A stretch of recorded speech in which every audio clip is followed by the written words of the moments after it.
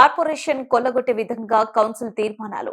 Nizampet corporation గత 5 సంవత్సరాలుగా 33 కోట్ల అప్పుతో ప్రారంభమై మున్సిపల్ కమిషనర్ గా ఐఏఎస్ అధికారి గోపి ఉన్నప్పుడు మిగులు బడ్జెట్ కార్పొరేషన్ గా అవతరించడం, కార్పొరేషన్ లో మేయర్ భర్త మరియు స్థానిక ఎమ్మెల్యే కేపీ వివేకానంద కార్పొరేషన్ ని కమిషన్ల అడ్డగా మలుచుకొని కార్పొరేషన్ దివాలా తీయడమే కాకుండా ప్రస్తుతానికి 20 కోట్ల పై చిలుకులు అప్పులో ఉండడం బాధకరం.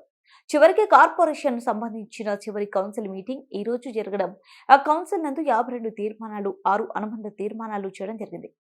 కార్పొరేషన్ చివరి కౌన్సిల్ మీటింగ్ అన్న ప్రజా మౌలిక వసతులు మరియు నిధుల సరైన వినియోగంపై ఎలాంటి శ్రద్ధ పెట్టకుండా వీలైనంత వరకు అప్పుడు తీసుకొచ్చి కార్పొరేషన్ లో కమిషన్ల కాంట్రాక్ట్ వర్కర్లకు చెల్లించడం మరియు అవసరం లేకుండా కొనుగోలు కోసం కోట్లాది రూపాయలు తీర్మానం చేయడం మరియు అంతేకాకుండా కార్పొరేషన్లకి తెల్ల ఏనుగులాగా ఇంజనీరింగ్ ఎస్డి అవసరం లేకుండా లక్షలాది రూపాయలు మరియు ప్రభుత్వ యుఎల్సి భూమి ప్రైవేటు వ్యక్తులకు లీజ్ ఇవ్వడం మరియు ఉన్నికృష్ణ పార్క్ గోడ కూల్చివేత మరియు అవసరం లేకుండా నూతన వాహనాలు కొనుగోలు వంటి ప్రజా వ్యతిరేక తీర్మానాల వల్ల భవిష్యత్తులో ప్రజలు మౌలిక వసతులు నిధులు అన్నది కొరత సృష్టించడమే కాకుండా ప్రజాప్రతినిధులు కమిషన్ రూపంలో దోచుకోవడానికి అర్థమవుతుంది.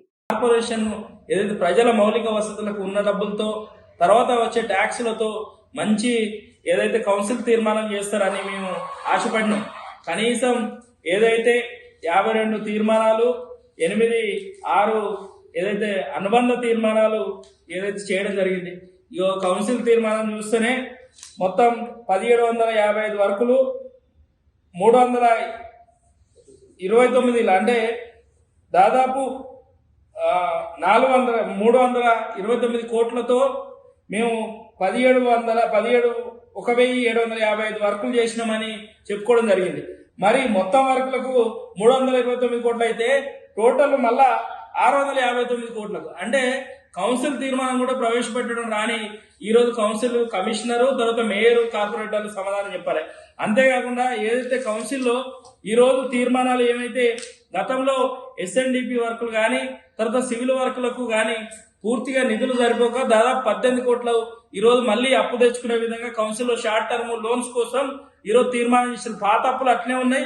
మళ్ళీ కొత్త అప్పులు తెచ్చుకోవడానికి జిహెచ్ఎంసీ షూరిటీని పెట్టి మళ్ళీ దానికి కూడా తీర్మానం చేయడం జరిగింది. అదేవిధంగా ఏదైతే ఇప్పుడు కమిషన్ల కోసం ఏదైతే చెత్తను తరలించే విధానానికి కాంట్రాక్ట్ కానీ అదేవిధంగా వెహికల్ పర్చేసింగ్ ఇప్పుడు ఉన్న బలంగా అసలే అప్పులలో ఉన్నదంటే మళ్ళీ వెహికల్ పర్చేసింగ్ కు దాదాపు 1 కోటి రూపాయలు పెట్టిన పరిస్థితి. అంతేకాకుండా మన కార్పొరేషన్ లో ఇక్కడ ఉన్నదే తక్కువ నిధులు తక్కువ వర్కులు, మరి ఎస్సీ ఎందుకు ఆయనకు 2,58,000 శాలరీ, అదేవిధంగా ఒక డీ ఉంటే మళ్ళొక డీని తీసుకొచ్చి 1,50,000 శాలరీతో పెట్టుకొని ఆర్థిక దుబారా చేయాల్సిన అవసరం ఏముందని, అదేవిధంగా మళ్ళీ కొత్త పాత వెహికల్లకే జీపీఎస్ ట్రాకర్స్ అని పెట్టి అవి ఎక్కడ పోయినాయో తెలియదు, మళ్ళీ కొత్త వెహికల్ ఐరింగ్ జీపీఎస్ అని విపరీతమైన నిధుల దుర్వినియోగం సంబంధించి కౌన్సిల్ తీర్మానం చూస్తే అర్థమవుతుంది. అదేవిధంగా ఏదైతే కార్పొరేషన్ లో ఏదైతే యుఎల్సి ల్యాండ్ ఉందో అది అక్రమంగా లీజుకి ఇచ్చడానికి ఏదైతే తీర్మానం ఆమోదించలో దాన్ని కూడా వ్యతిరేకిస్తున్నాం. అదేవిధంగా ఉన్నికృష్ణ పార్క్ సంబంధించి గోడ కూల్చేయాలని తీర్మానం చేయడం ఇది చాలా దురదృష్టకరం.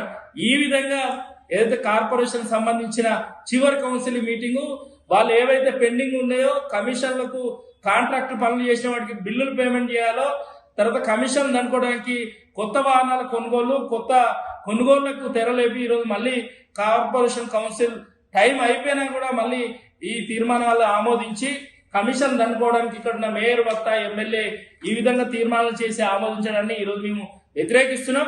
అంతేకాకుండా ఇప్పుడు ఏదైతే కార్పొరేషన్ కు మరొక ఆనందదాయకమైంది ఏదైతే రిజిస్ట్రేషన్ ఫీజెస్ కింద కార్పొరేషన్ రావాల్సిన 169 కోట్లు ఈరోజు మన కార్పొరేషన్ కు వచ్చినాయి.